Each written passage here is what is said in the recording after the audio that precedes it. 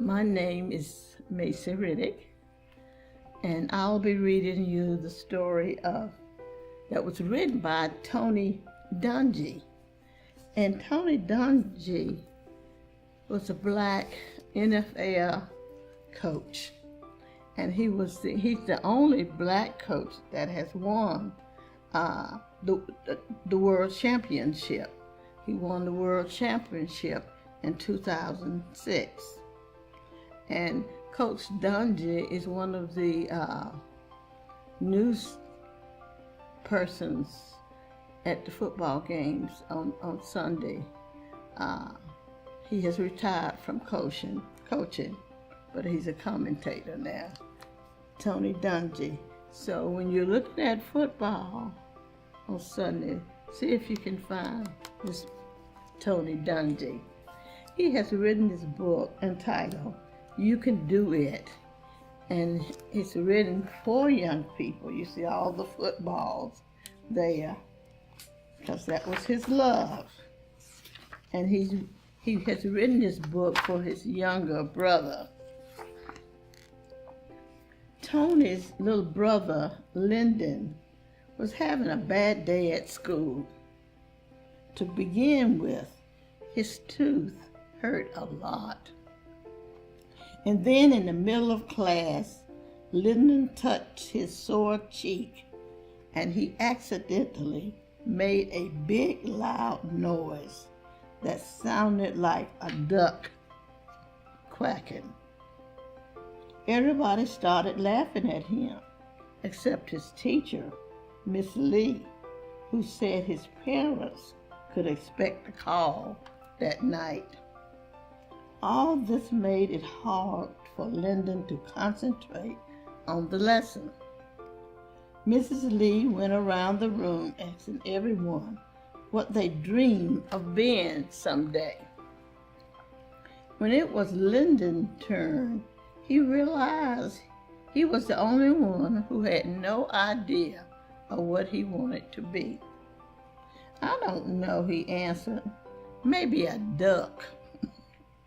Everyone started laughing again. Lyndon liked it when he made people smile, but Mrs. Lee was not smiling. He couldn't wait until the bell rang so he could walk home with his big brother, Tony. Tony tried to cheer up Lyndon on the way home. Hey, Lyndon, why don't you go out for a long pass, just like I taught you? Tony called out as he pulled the football from under his arm. The ball spiraled through the air in a perfect arch and landed in Lyndon's arm. With a short thud, Lyndon waved the ball proudly. Maybe someday I'll be as good in sports as you are, he said to Tony as they continued to walk home.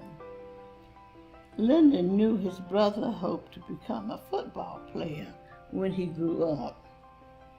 Tony could already throw a football so far and high, you might as well pack a snack to eat while waiting for it to come back down.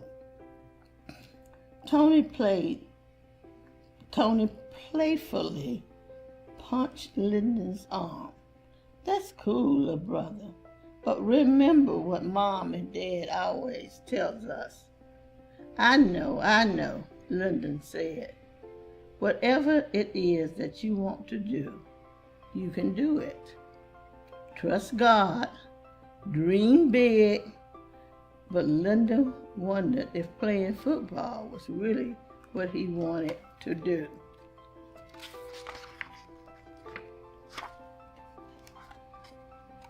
That was Mrs. Lee again, Lyndon's dad said as he hung up the phone.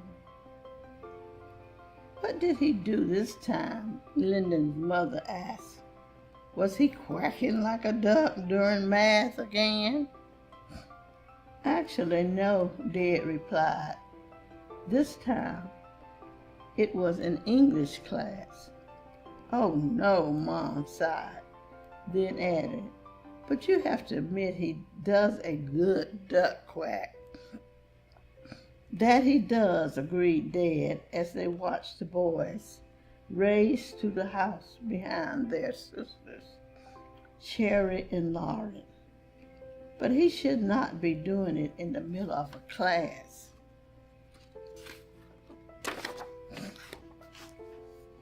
Mom, Dad, guess what we did? Asked Cherry. We saved a baby bird and put it back in its nest, said Lauren eagerly. You both make great doctors or nurses someday, exclaimed Mom with pride. Maybe I'll be a doctor or a nurse someday, thought Lyndon. Just then his tooth gave him a sharp pain, and he remembered what had happened at school. Lyndon, Mrs. Lee called today. Dad took a closer look at Lyndon. Why are you rubbing your jaw? I wasn't quacking this time, Dad. My tooth was hurting, and when I rubbed it, Lyndon pushed the side of his mouth, and out came a loud quack. Next thing I know, everybody was laughing. Lyndon turned to his mother and said, Mom, my tooth really hurts. Mom looked closer at Lyndon's sore tooth. This tooth explains today, but doesn't that explain the others two calls we've gotten from your teacher? No, said Lyndon, just like to make people smile. But he put his hands in his pocket and tried hard not to cry. Beside your tooth, what's wrong, son? Asked Dad.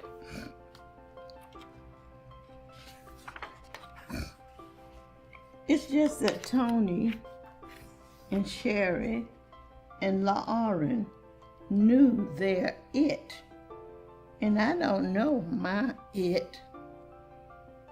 Their it, asked his dad. Their it, what they dream about, what they want to be.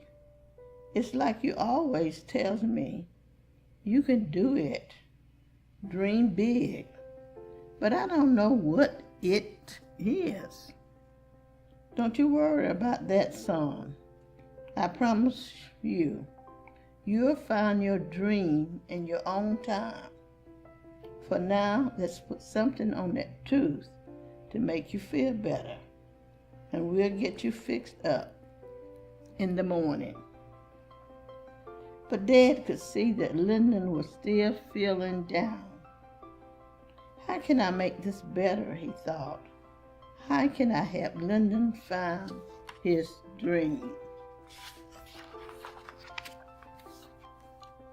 It was Tony's turn to say the dinner breakfast, and that night was extra special.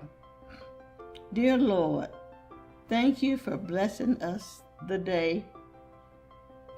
way you do. Thank you for blessing the way you do. Thank you for the food, and thank you for our dreams. And God, Tony said with his head bowed and his eyes closed extra tight, please help Lyndon find his it. Amen.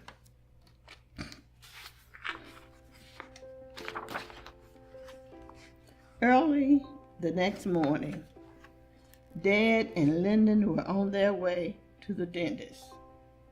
But they had to make a stop at Dad's science lab first. There's something I want to show you, said Dad. Why don't you come look in the microscope? Lyndon peered into the lens and saw squirming squigglets and bubbling blobs. Awesome, said Lyndon with amazement. That's my it under there, said Dad with a smile. Laughed Lyndon.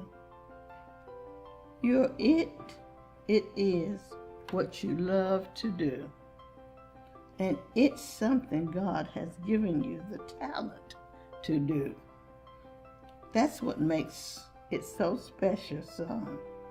Sometimes dreams are as big as the ocean or as small as a microbe.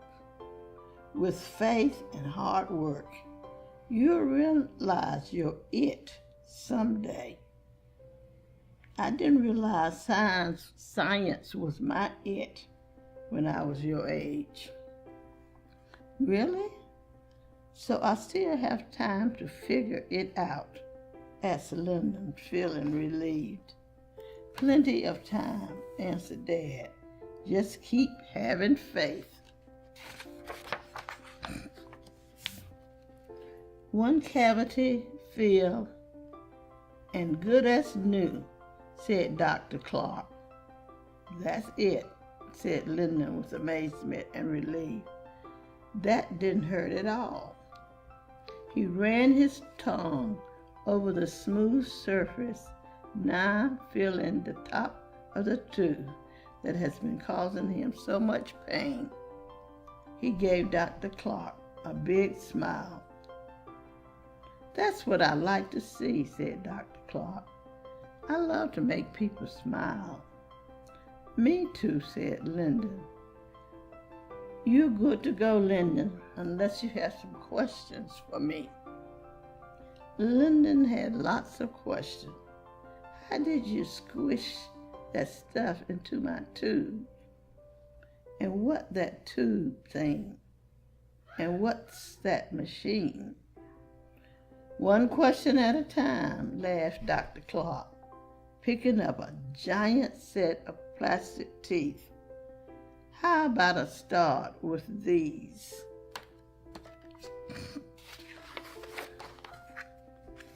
A few weeks later, it was show and tell day at school. Lyndon stood in front of the class and explained some of the amazing things he had learned from Dr. Clark. When you make people feel good, they smile. And that's why when I grow up, Lyndon said, I want to be a dentist. He winked at Tony, who was watching from the doorway.